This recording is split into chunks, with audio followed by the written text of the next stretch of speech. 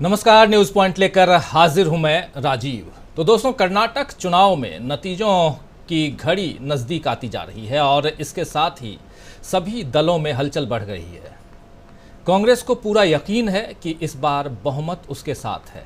दावा 130 से 150 के बीच सीटें जीतने का है। तमाम एग्जिट पोल कांग्रेस के पक्ष में रुझान दिखा रहे हैं।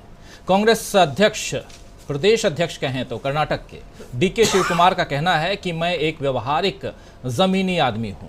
एग्जिट पोल की अपनी थ्योरी होती है, मैं उन्हें नहीं मानता। हम कल बहुमत के साथ सरकार बनाएंगे, ये कह रहे हैं। ये बयान है डीके शिव कुमार का, कांग्रेस के प्रदेश अध्यक्ष, कर्नाटक प्रदेश अध्यक्ष। वहीं कर्नाटक के मुख्यमंत्री बसवराज बोम्मई ने डीके शिव कुमार पर तंज कसते हुए कहा है कि डीके शिव कुमार को कल 141 सीटों के बारे में सोचकर खुश होने दो। कांग्रेस ने 1 साल तक शासन किया है और वे बुरी तरह विफल रहे। वो 1 साल आप याद कीजिए, 14 महीने की सरकार कांग्रेस की, और उस सरकार के बारे में कह रहे हैं यहाँ बोम्मई साहब, जो अभी इस आउटगोइंग जो विधानसभा है उसके मुख्यमंत्री हैं कर्नाटक के। यानी भाजपा अब भी ये मानकर चल रही है कि कल नतीजा उसके पक्ष में आ रहा है, जबकि कांग्रेस सत्ता में आने का दावा कर रही है।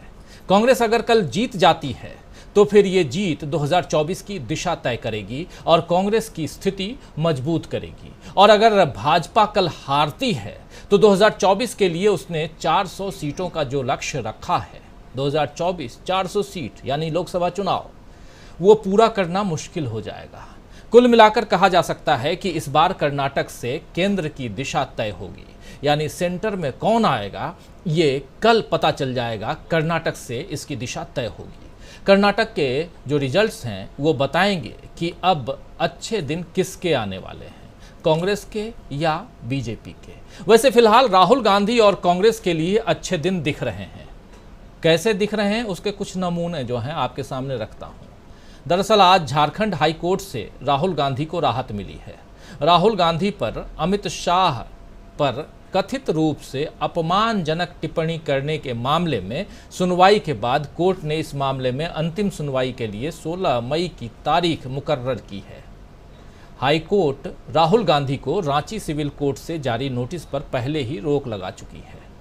आपको बता दूं कि बीजेपी नेता नवीन झा ने 2019 के लोकसभा चुनाव के प्रचार प्रसार के दौरान चाईबासा में राहुल गांधी द्वारा तत्कालीन बीजेपी अध्यक्ष अमित शाह पर आपत्तिजनक टिप्पणी करने के मामले में और उन पर आरोप लगाते हुए निचली अदालत में याचिका दाखिल की थी। बाद में ये मामला झारखंड हाई कोर्ट पहुंचा। राहुल को इससे पहले गुजरात में सूरत की अदालत ने मानहानि मामले में 2 साल की सजा सुनाई है, जिससे उनकी सांसदी भी चली गई, घर भी छोड़ना पड़ा। राहुल को सजा सुनाने वाले सूरत के मुख्य न्यायाधीश, मजिस्ट्रेट जो हैं, मुख्य मजिस्ट्रेट, न्यायिक मजिस्ट्रेट हरीश हसमुख भाई वर्मा, जी हाँ, नाम याद कर लीजिए बिल्कुल, हरीश हसमुख भाई वर्मा जो हैं, और निचली अदालतों के 67 दूसरे जजों की पदोन्नति गुजरात सरकार ने की थी, लेकिन अब सभी 68 जजों की पदोन्नति सुप्रीम कोर्ट ने इस पर रोक लगा दी है। अब ये मामला क्या है ज़रा समझ लीजिए। मामला ये है कि ये जो हरीश जज साहब जो हैं वो उन्होंने सज़ा सुनाई थी, पूरी की पूरी 2 साल की सज़ा राहुल गांधी को। उसके बाद राहुल गांधी अब उसके बाद पहुँचे, हाई कोर्ट पहुँच चुके हैं, जहाँ सुनवाई अभी होने के बाद अब जून महीने में शायद उस पर कुछ भी फैसला आए। उससे पहले वहाँ हाई कोर्ट के जज साहब जो हैं वो छुट्टी मनाने चले गए हैं।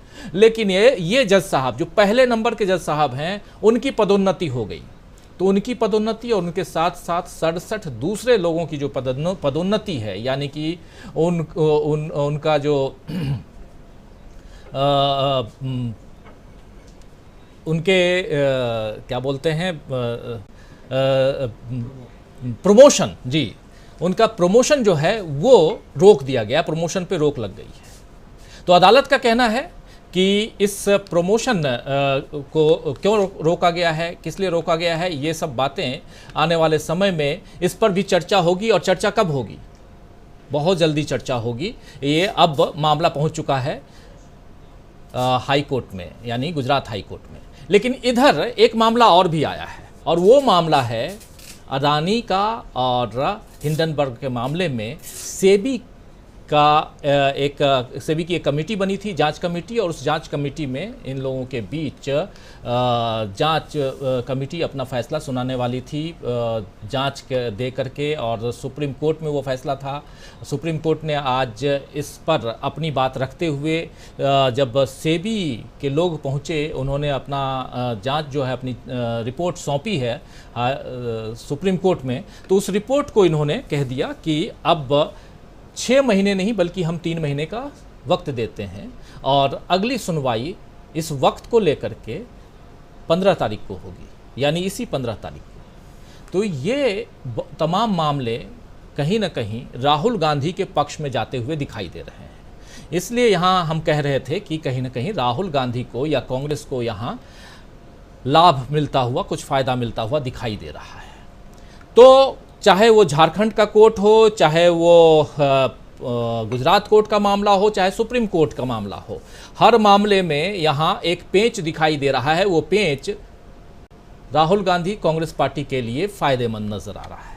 लेकिन दूसरी तरफ बीजेपी फंसी हुई है। बीजेपी कैसे फंसी हुई है? सबसे बड़ी बात यहाँ, चाहे अदानी का मामला हो, चाहे राहुल गांधी की सज़ा का मामला हो, चाहे कल कर्नाटक में जो फैसला आना है, जनता का फैसला, उसका मामला हो, इन तमाम मामलों में कहीं ना कहीं बीजेपी फंसी हुई दिखाई दे रही है। और उसी पर हम चर्चा करने जा रहे हैं। हम समझने की कोशिश कर रहे हैं कि क्या कर्नाटक से दिल्ली का रास्ता खुलने वाला है, और अगर दिल्ली का रास्ता खुलेगा तो कर्नाटक जिसका होगा, यानी कर्नाटक में जिसकी जीत होगी, क्या आने वाले समय में 2024 में उसकी जीत 2024 में दिल्ली के लिए भी होगी? दिल्ली राज्य की बात नहीं कर रहा हूँ, केंद्र की बात कर रहा हूँ, लोकसभा की बात कर रहा हूँ, क्या उसके लिए होगी? ये समझेंगे। हमारे साथ तमाम वरिष्ठ साथी जुड़े हुए हैं उन सब के जरिए। लेकिन सबसे बड़ा सवाल यही है कि आखिर कल जीत कौन रहा है।